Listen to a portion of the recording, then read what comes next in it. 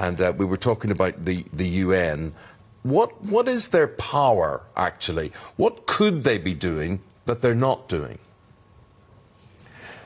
Well, the UN has an enormous problem because, of course, you have the 5 permanent members on the Security Council that can veto. And as we know, anything that is done today, Russia will veto it. So it's non-existent as such, because if you want something against one of these powers, it's one of those countries will naturally veto it.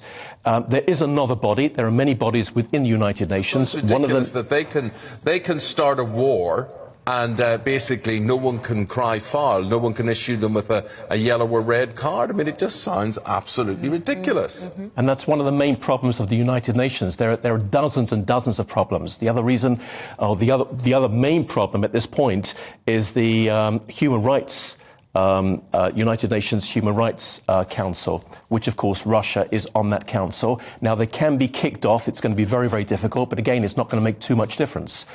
So this is one of the big problems when the United Nations was set up, that you have these 5 permanent members, and you have these members who, when they wish to, will veto something.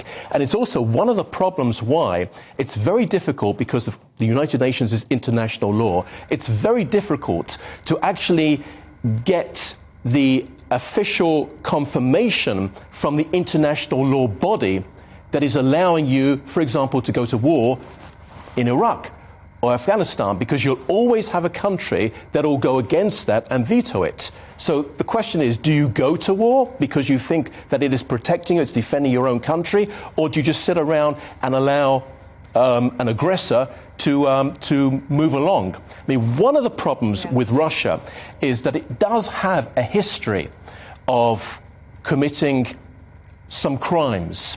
I'm going to use the word atrocities. We look back in Georgia in 2008. This is when the Russian Air Force completely obliterated some towns and villages. In Grozny in 2000. If you look back in Syria in the various periods of time over the last 10 years, I say the Soviet Union. This is tactics of the original Soviet Union. But of course, it's the Russian Federation today. The Russians pretty much control 2/3 of Syria. Bashar al-Assad is in power because of Russia, because of Putin, and yet they completely obliterated towns and villages. In some cases, the enemy was no longer there. But Putin simply wanted to send a message.